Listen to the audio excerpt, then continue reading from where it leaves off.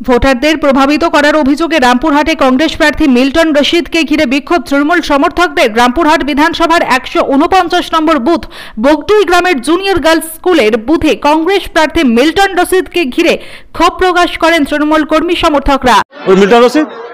Milton Rashid যে candidate, এখানে বলছে আমি মিল্টন রশিদ, আমি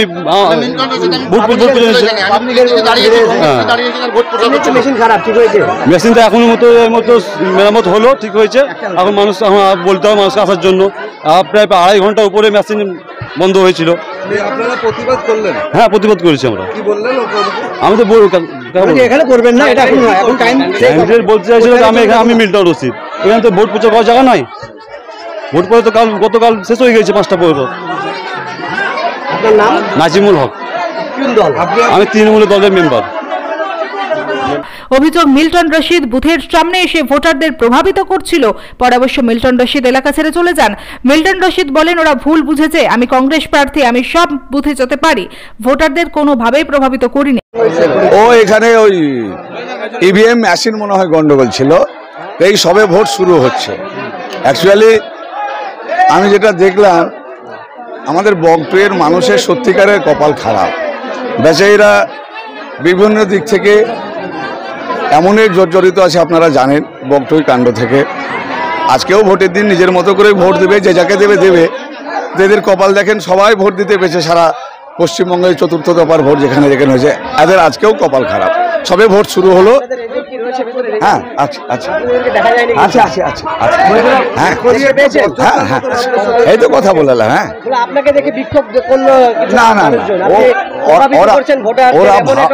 ওরা ভাবলো হয়তো প্রভাবিত করলো। তা আমি কি বোকা? আমি কি বোকা? আমাকে মানুষকে প্রভাবিত করতে হবে। আমি বগটুইয়ের পাশের লোক, যেই যাকে ভোট দেবে দেবে।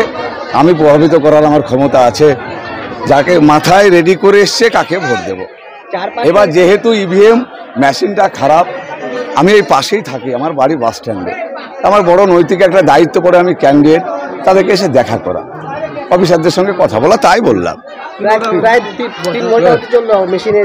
এটা শোনেন, এটা তো ইভিএম মেশিন। আমি বলতে পারি না যে ইলেকশন কমিশন বা সরকার হিবিজিবি এসব বলা যায় না। এটা টেকনিক্যাল ফল্ট, এটা হতে পারে, কিছু করার নেই। মানুষকে কষ্ট করতে হবে, একটু আমাকেও কষ্ট করতে হবে, মানুষকেও করতে হবে। ভালো আছে, একদম একদম পুরো শান্তিপূর্ণ। না না, ক্ষোভ বিক্ষোভের কিছু নেই তো। আমি ক্যান্ডিডেট, ওদেরকে দেখে হয়তো মনে হয়েছে যে আমি ভোট প্রচার করতে এসেছি। ওরা জানে না হয়তো যে আমরা সব স্টেশনে যেতে পাবো।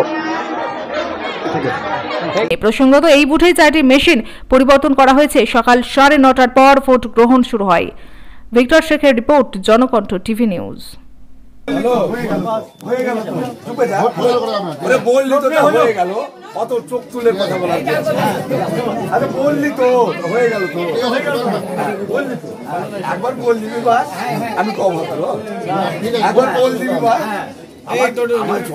খারাপ হলে একবার বললি। আমি